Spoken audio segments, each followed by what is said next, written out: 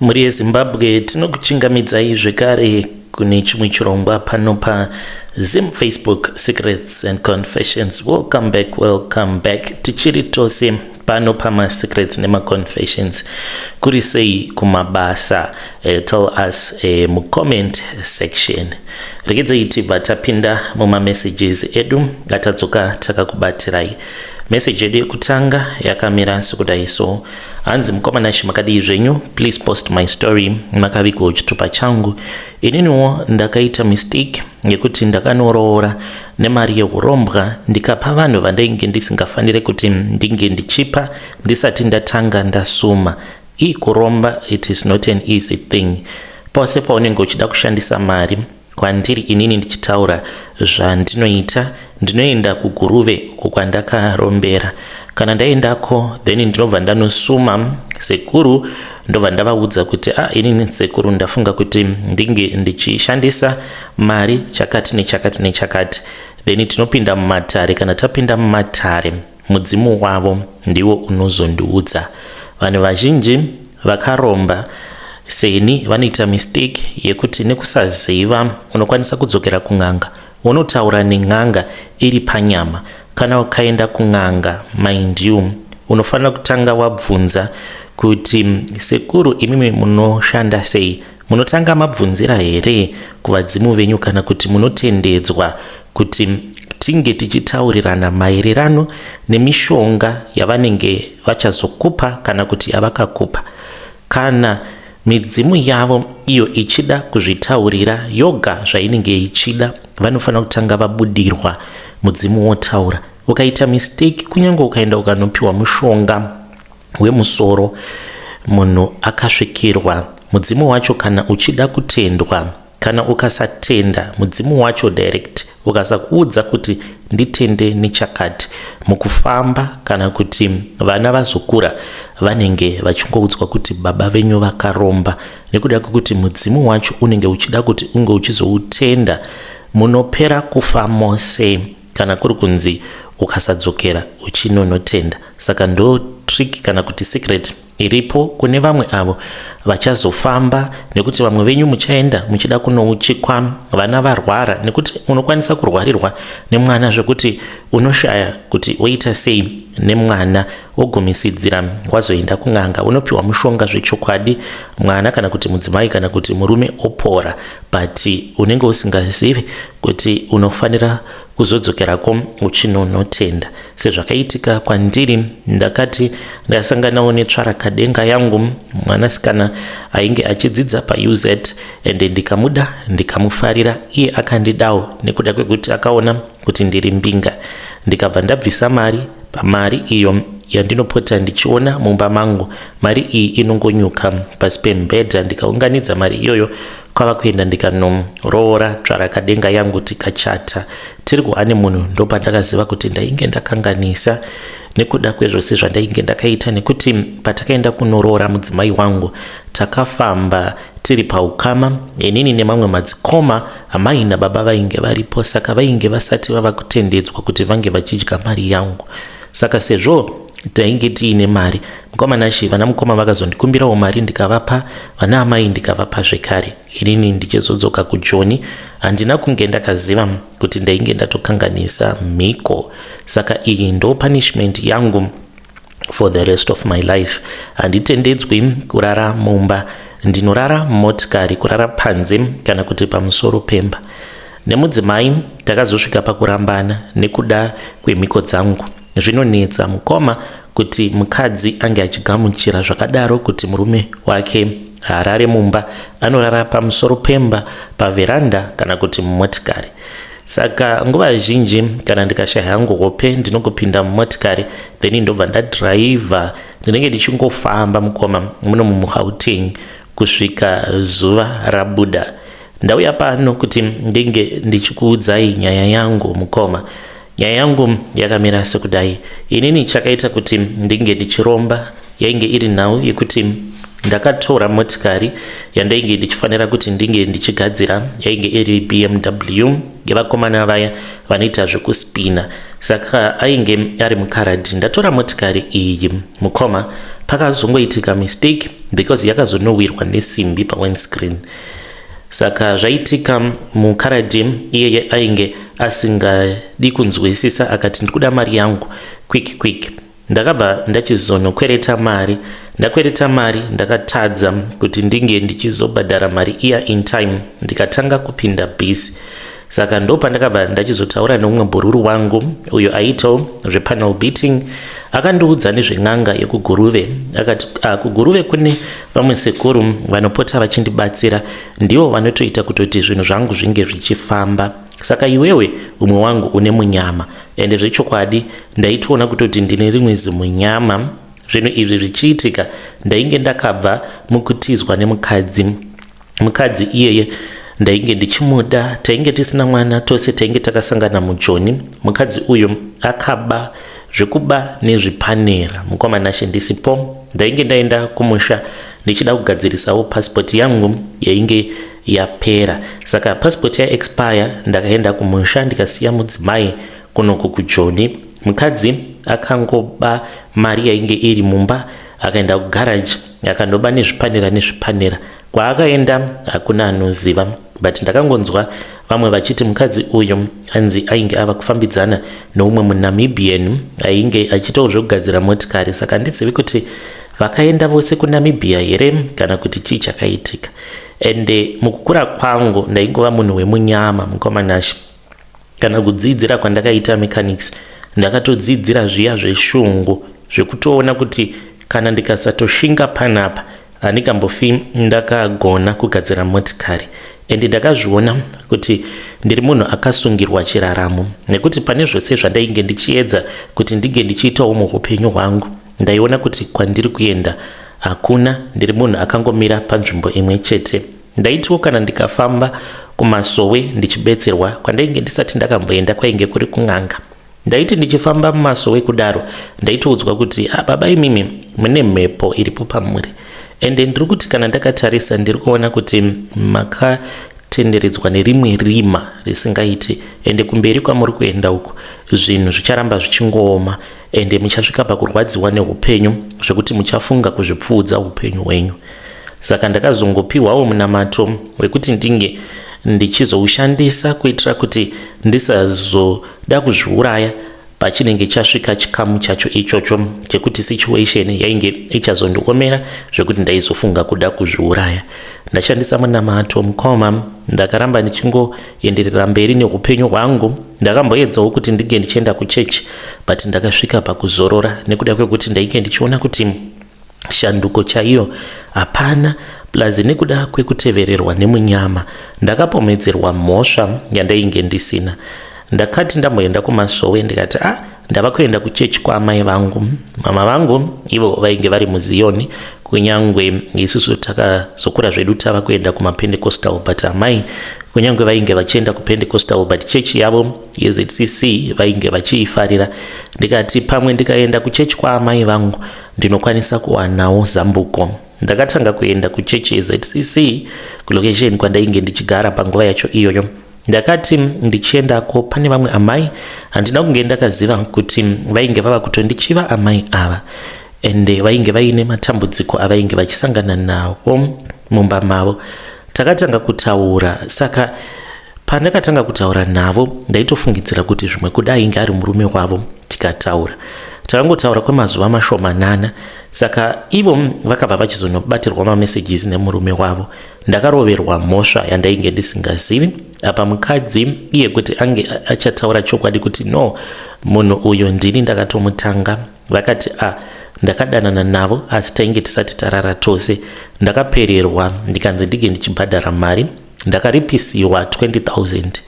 mukomanashi ndaiti kana ndikangobata mari ndaibva ndatorerwa mari iyoyo kusvika 20,000 yandakaripisiwa yakwana. Handizivi kuti ipapo idhiri here rakarongwa nemurume nemukadzi wake, because zvakaitika ipapo ndakatadzawo kana kuzvinzwisisa kuti ko mukadzi uyu ndiye akatanga kutaura neni, hatina kana kumbogara takataura nyaya dzerudo. Akangonditumidzirawo picture rake akati uniform iri sei, ndikaignore ndisingachazivi kuti ndiri kutaura nemunhurume here kana kuti ndiri kutaura nemukadzi. 20,000 mukomanashi ndikatoibhadhariswa. Saka it was bad luck after bad luck.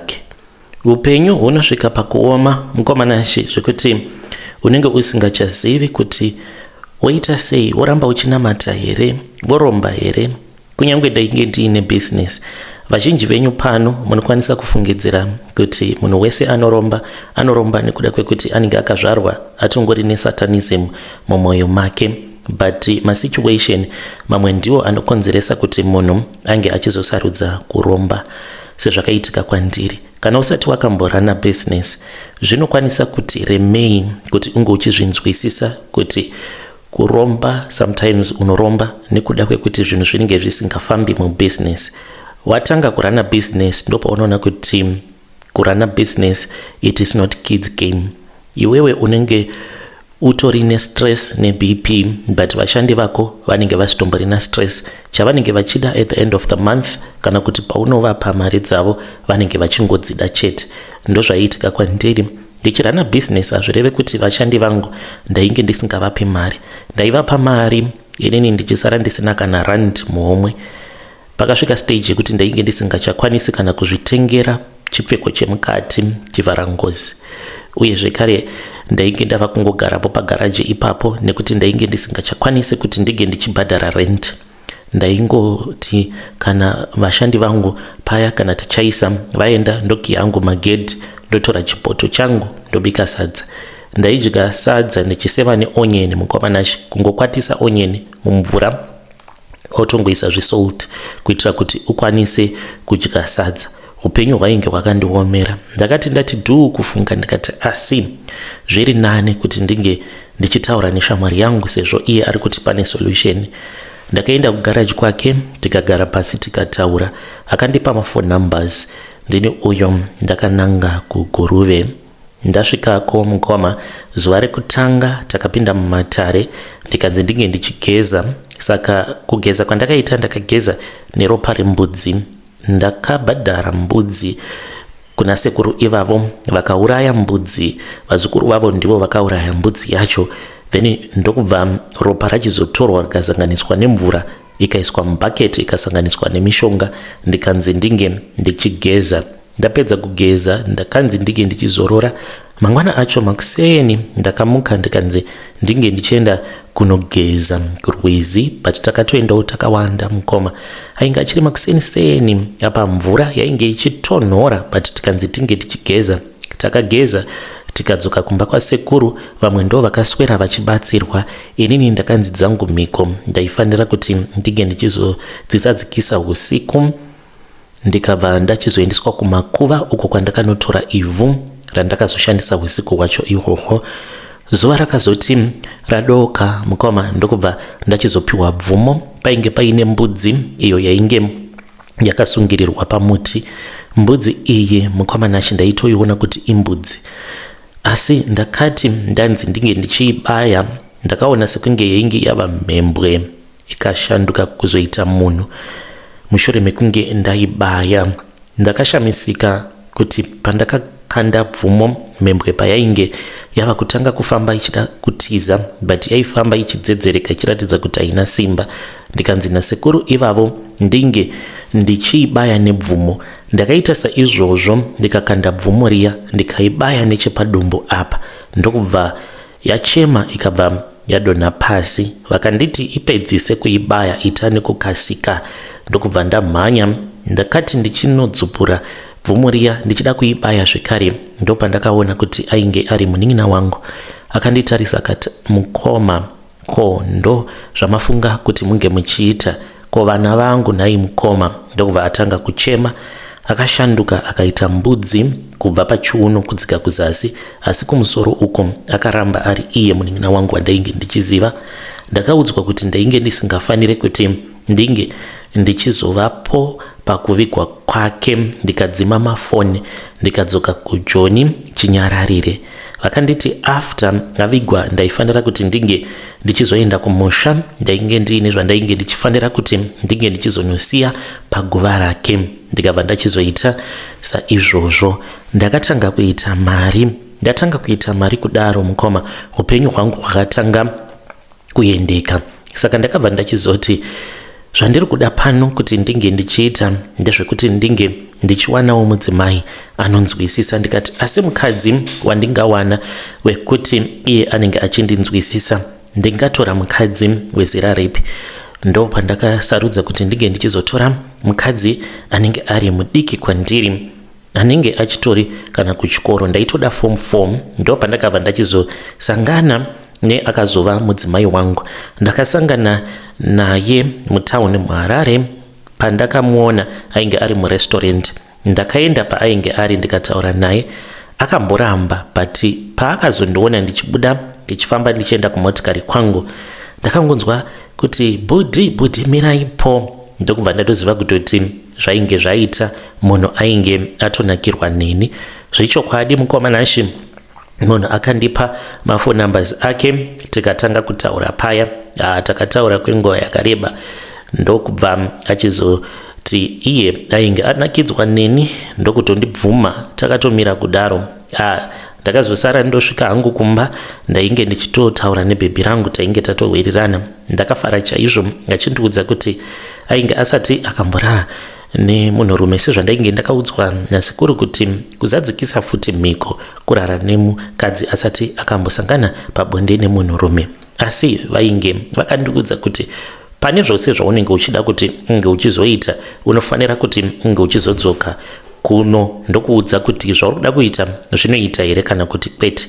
Ini nekuda kweexcitement yandainge ndiinayo, ndikati musikana uyu kana ndikamunonokera ndinokwanisa kuzomutorerwa nekuda kweage difference, because aimboita achidhauta achiti asi zvinoita, because ndainge ndakamusiya ne20 years.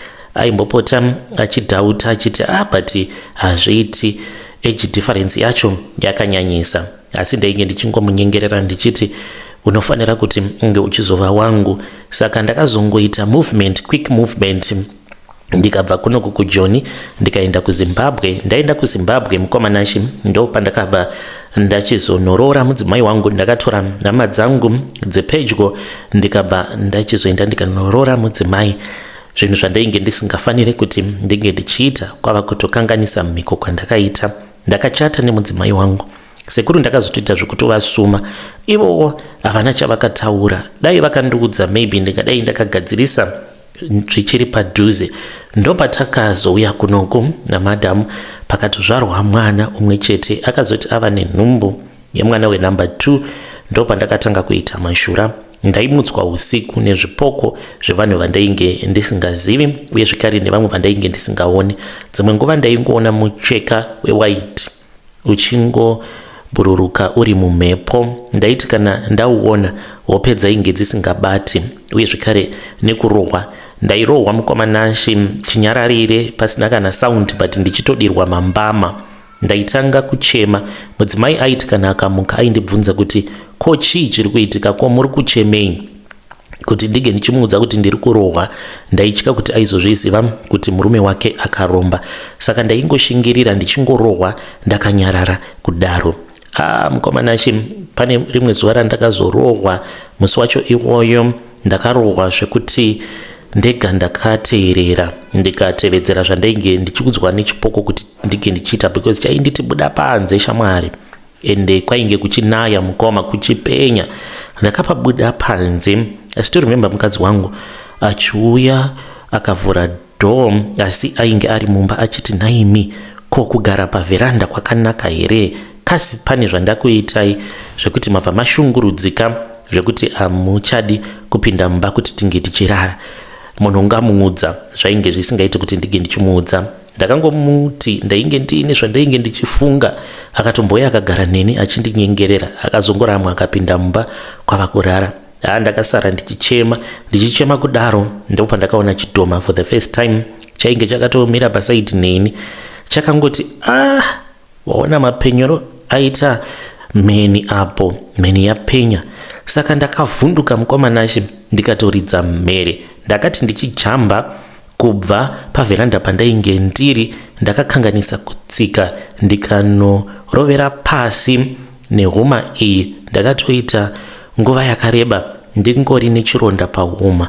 Ndakatsvedza ndikadona. Ndakati ndirimo mumadhaga imomo ndainge ndichirohwa neshamu yainge iine munzwa, asi mangwana acho makuseni pandakamuka mukoma ndainge ndisina kukuvara, but usiku ndakarara ndichirohwa ndichinzi bvuma chete kutevedzera mhiko, kana ukasabvuma ndinokurova. Saka imhiko yepunishment nekuda kwekuti ndakapa vanhu vandainge ndisingafaniri kuti ndinge ndichipa mari. Saka mudzimai akazosvikawo pakurongedza akaenda. Hama dzake akatadza kudziudza chokwadi, but nyaya yainge iripo ndeyekuti rutini yangu mukoma inonetsa kuti mukadzi ange achijairira, unless kana aripo zvake anoti anoda kugara neni, hapana dambudziko. My nights they all start the same way. Kana vamwe pavanenge voenda kunorara, inini ndinenge ndakatongogara hangu mudining, asi ndine time yekutoti kana mumba handichatotendedzwi kuti ndinge ndichiwanikwa ndiri mumba. From 10:30 ndinobuda ndopinda motikari ndogara, kana kuri kunzi ndinenge ndichida hangu kudriver kweusiku hwose ndisingadi kurara mumotikari, nekuti dzimwe nguva chando chinozokubika urimo mumotikari imomo. Ndinotongobatidza motikari yangu ndotongotanga kungodriver ndisingazivi kuti ndiri kunanga kupi. Saka ndinowanzo kutanga hangu nekufamba muN1 Midrand yose ndinenge ndichingotenderera mukomanashe, ndinenge ndisina kwandinenge ndakananga exactly, but ndinenge ndichingofamba kusvika kunze kwachena, kana kunze kwachena ndopandinotanga kufamba manje ndichidzoka kumba. Pari zvino mukomanashe life yandiri kurarama haisi life inofadza kuti usiku vamwe vakarara iwe unenge uchingotenderera nemotikari. Apa muSouth Africa munongozviziva imi kuti South Africa iri very dangerous. Ndakatombomiswa kuna R21 nerimwe zuva, I was headed towards OR Tambo. Ndakatongomiswa neimwe motikari yaita sekunge yainge iri motikari yemapurisa. Ndakati ndichingonomira ndikatoona kuti vakomana vacho vainge vaine pfuti, ndikaziva kuti they want to hijack me. Ndakatongosimudza motikari vakaedza kuda kundimhanyisa. Lucky enough ndainge ndichifamba neRaptor musi iroyo, but haisi yangu Raptor yandainge ndiinayo. Kusimuka kwandakaita kana yavo Benzi haina kukwanisa kunditevera, ndikabva ndachizodzoka hangu kumba. Upenyu hwacho hauchambomeki kana sense. Ini ndiri kuda kuti ndinge ndichizvirasa zvinhu izvi, but ndakanzi kana ndikasiya kushandisa mishonga zvinhu izvi zvinondirova zvekuti ndinobva ndatotanga kutopenga. Saka ndo pandimire pari zvino mukoma. Ndakaitawo mistake nekutanga kushandisa mari dzandainge ndisingatendedzwe kuti ndinge ndichishandisa madiro, sezvo zviri zvinhu zveurombwa. Unotofanira kutoti unge uchitotevedzera zvaunenge wanzi unge uchiita. Kana ukasatevedzera nemazvo mukoma, zvinhu hazvitombofambi zvakanaka. Mukaposta nyaya yangu muzondizivisa, ndichange ndichizoteverera ndiri mucomment section. Ndinongokusiyirai mashoko ekuti musachiva zvisiri zvenyu, nekuti vamwe mudzimba hatisi kurara. Hey, vedare ndo message iyo yandakatumidzirwa ichibva kuna mukoma vedu. Zvakaoma hazvo vedu we, vakatonyora nzvimbo dzose idzo dzavanofamba usiku. Hanzi ndinopinda munana Centurion, ndinenge ndichingofamba vana Bedford View, vana Jamestown, kunana N3. Hanzi Joburg ndinoiziva in and out because ndinofamba usiku. Ndakavabvunza ndikati, saka pamunenge muchifamba apa munomboitawo here nguva dzekuti munombozorora? Vakati yes, ndinowanzo kuti kuzvi 11 ndinotsvaka pa service station. Hanzi ndinowanzo kuenda pane imwe service station kuna R21 and vanotondiziva vakomana vanoshandapo ipapo, saka vanotofungidzira kuti maybe ndine kwandinenge ndichienda. Hanzi kana ndasvikapo ndinototenga sadza rangu, ndototenga paya, ndotodya zvangu ndiri mumotikari, ndobva ndatombozorora, ndobva ndati kakofi kangu, then kana ndavapo hanzi ndo pandinobva ndachizosimudzira. Vanhu vanenge vachifungidzirawo kutoti nditoriwo pabasa kune kwandiri kuenda izvo kwani. Hanzi ndinenge ndichitongotenderera nekuti mumba handitendedzwi kuti ndinge ndichigara mumba. Akomana zvakangooma hazvo vedu we. Let us try to speak with our brother mu comment section.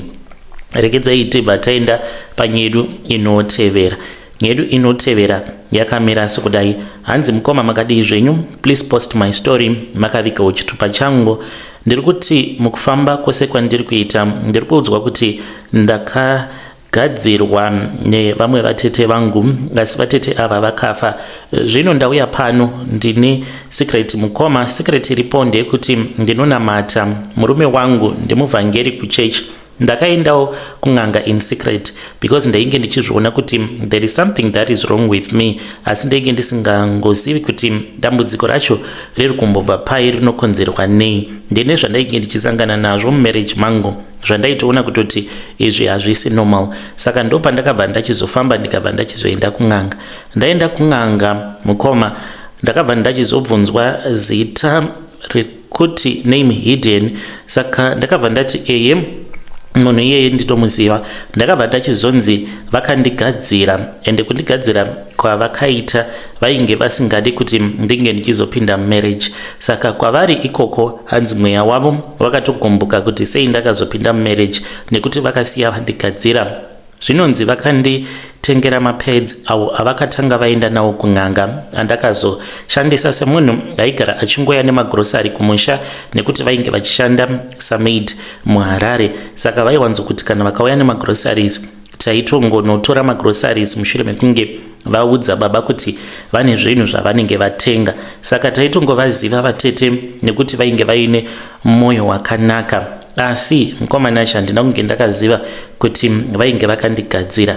Zvino apa ndiri kunzi ndinofanira kuti ndige ndichienda kumusha. Kana ndaenda kumusha ndinofanira kunogeza first pamusoro peguva ravatete vangu. Kana ndageza pamusoro peguva ravatete vangu handifaniri kuti ndige ndichizvipukuta.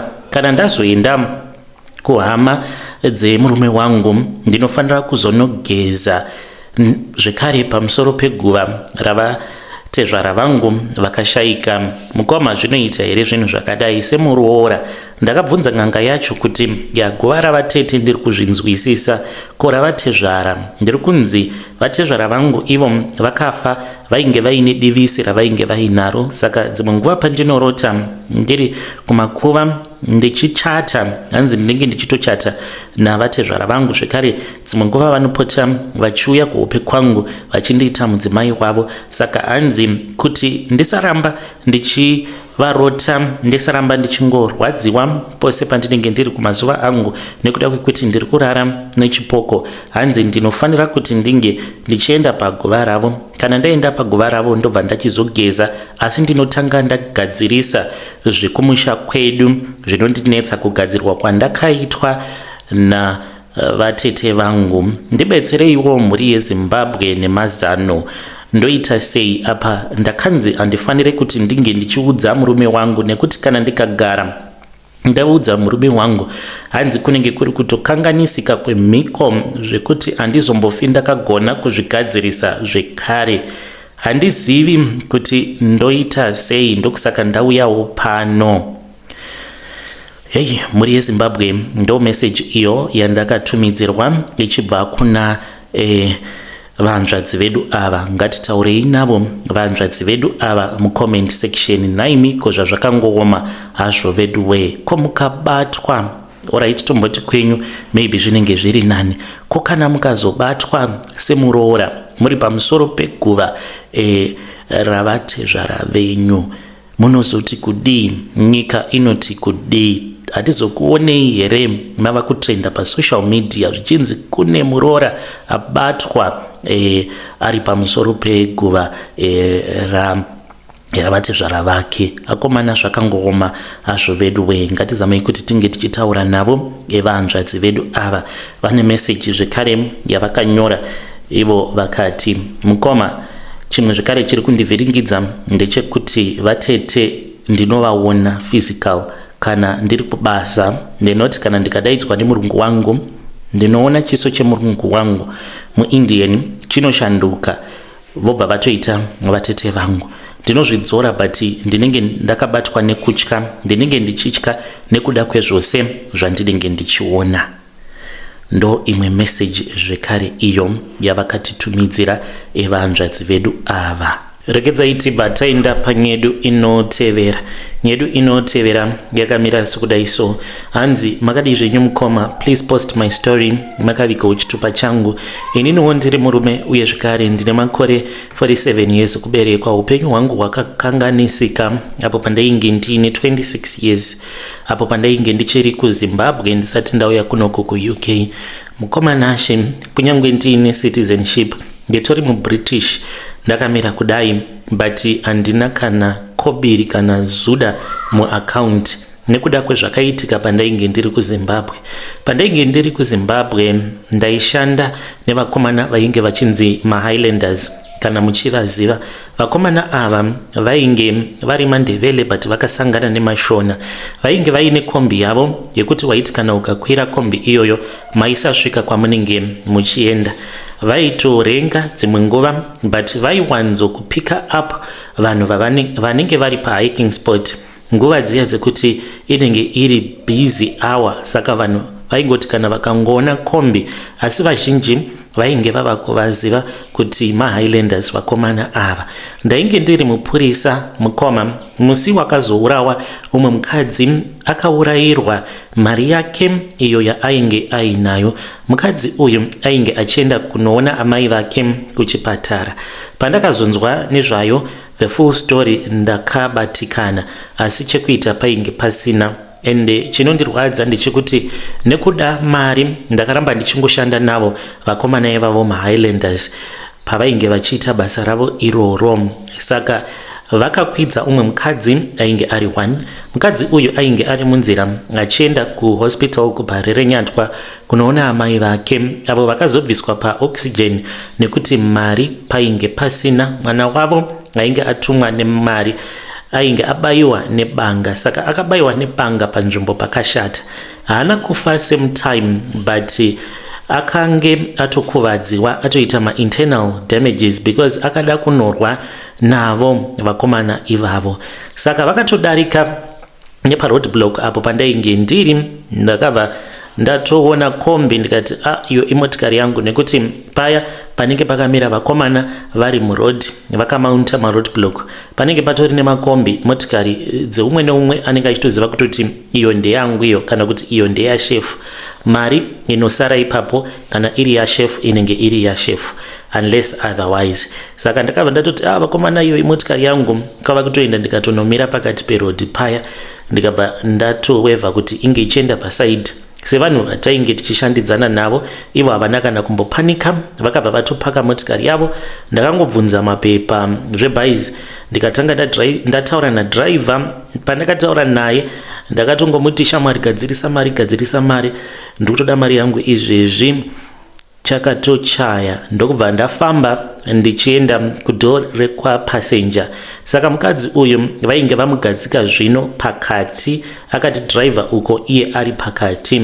Saka paakaona kuti ainge ari paroadblock, pfungwa dzake I think akangofunga kuti mapurisa awa ndiwo anokwanisa kundiponesa kana ndikatoudza mupurisa kuti panapa ndatokidnepewa nevanhu ava vari kuda kuti ndinge ndichivapa mari, zvino ndiri kuramba nekuti amai vari muchipatara. Saka mukomana nacho ndakabva ndachizoti ndaenda kudhoo rapasenja, ndikabva ndachizotanga kutaura nemukadzi iyeye. Ndakamirira mari dzangu dzainge dzichiverengwa paya. Akangonditarisa akati, officer ndibatsirei, varume ava imbavha, ndibatsirei kani officer. Ndakangomuti iwe nyarara, tose tiri pano tinozviziva kuti iyi imotikari yembavha. Nyarara, usaita noise, usada kundinyaudza. Makore acho iwawo pandainge ndichiri kuZimbabwe ndainge ndiri very rude mukoma, ndainge ndisina moyo nevamwe vanhu. Saka ndakangomunyararidza ndikati iwe nyarara, usada kuti nyangadza. Ndokubva ndatongokolekta mari yangu. Akangotoshamisika because zvinhu zvaainge asitomborina kutombotarisira kuti mupurisa angatadza kumubatsira. Ndakabva ndachizokolekta mari yangu ndikatoshafa mari. Mushure mekunge ndatoviga mari yangu paya, kwava kutofamba ndikatodzokera kumwe kwainge kuine vamwe vangu. Ndikabva ndatongosiya kombi ichienda.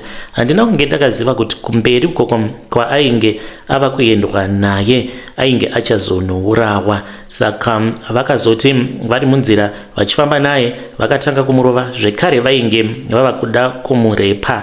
Iye akatanga kurwa navo, akanobayiwa nebanga panzvimbo pakaipa, ndokubva vachizomusiya akazowanikwa nevanhu avo vakazomutakura vakaenda naye kuclinic.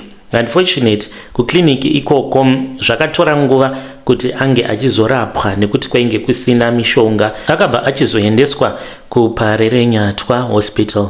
Aenda kuPare akazonofa. Amai vake vakabviswawo pa oxygen because kwainge kuchitobhadharwa mazuva acho iwawo. Waiti kana usitori namari murwere aitobviswa pa oxygen.